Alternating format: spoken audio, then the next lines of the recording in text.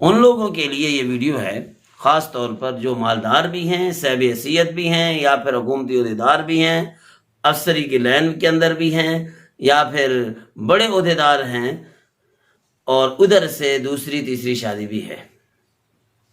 اب ان کے درمیان برابری کرنا کیسے ہے؟ قرآن کریم تو کہتا ہے یہ بہت مشکل ہے، وَلَن تَسْتَطِيعُوا أَن تَعْدِلُوا بَيْنَ النِّسَاءِ وَلَوْ حَرَصْتُمْ فَلَا تَمِيلُوا كُلَّ الْمَيْلِ فَتَذَرُوهَا كَالْمُعَلَّقَةِ۔ ایک ایک چیز میں برابری کرنا ناممکن اگرچہ نہیں، لیکن مشکل ترین ضرور ہے۔ تو شادیوں کے شوقین یا جن کی دوسری شادی ہو جاتی، دو شادیاں ہوتی ہیں، تو وہ ذرا سامنے رکھیں۔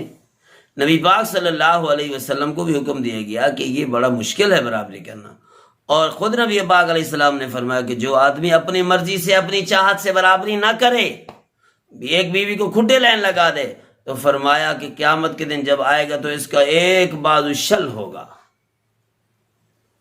یعنی جس کو ہم کہتے ہیں نا کہ ایک بازو جو ہے، یہ ایک طرف کے جو سارا آدھا جسم جو ہے وہ مرا ہوا ہوگا، اس کے اندر یہ جان نہیں ہوگی۔ تو عجیب سا ایک آدمی ہوگا، ان بیلنس کا شکار ہوگا۔ دیکھو بھائی، ایک پاؤں اٹھاتا ہے دوسرا اٹھا نہیں سکتا، رکھتا ہے دوسرا رکھ نہیں سکتا، تو اس طریقے کا معاملہ ہوگا۔ اور یہ نشانی ہوگی اس بات کی کہ اس کی بیویاں ایک سے زائد تھی، لیکن اس نے ان کے درمیان برابری نہیں کی تھی۔ ایک تو یہ مستقل گناہ ہے کہ برابری جان بوجھ کر نہ کرنا۔ نبی علیہ الصلوۃ والسلام بھی پناہ مانگ کر، اے اللہ، جو میں کر سکتا ہوں وہ میں نے ضرور کی ہے، باقی میرا دل جو ہے میل ہے، اس کا میلان ہے عائشہ کی طرف رضی اللہ عنہا، یہ تو مجھے معاف کر۔ حضرت معاذ بن جبل رضی اللہ عنہ وقت کے حاکم ہیں، گورنر ہیں، یمن کے گورنر ہیں، رہ چکے ہیں، لیکن بیویوں کے درمیان برابری دیکھو۔ اللہ کی شان کہتے ہیں کہ جب ایک بیوی کی باری ہوتی تو اس دن دوسری بیوی کے گھر سے وضو بھی نہیں کیا کرتے، حتیٰ کہ پانی کا گھونٹ بھی نہیں پیا کرتے تھے۔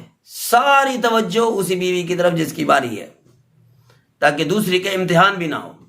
نمبر 2، ایک مطلب کہتے ہیں ایسا ہوا، حضرت یحییٰ بن سعید رحمہ اللہ کا بیان ہے، وہ کہتے ہیں کہ ایک دفعہ شام لے گئے دونوں بیویوں کو، تو اللہ کا کرنا ایسا ہوا دونوں بیویاں بیمار ہوئیں اور وہیں پہ فوت ہو گئیں۔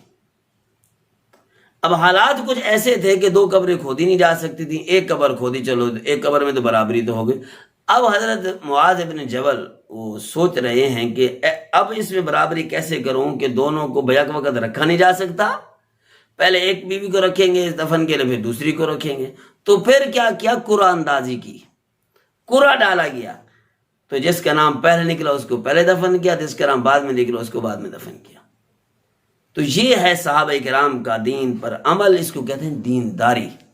یہ نہیں کہ لبادہ دینداری والا ہو اور کام اندر سے خراب ہو، دین کے مخالف ہوں، یہ طریقہ اچھا نہیں۔ اللہ کے ہاں پکڑ بڑی سخت ہے۔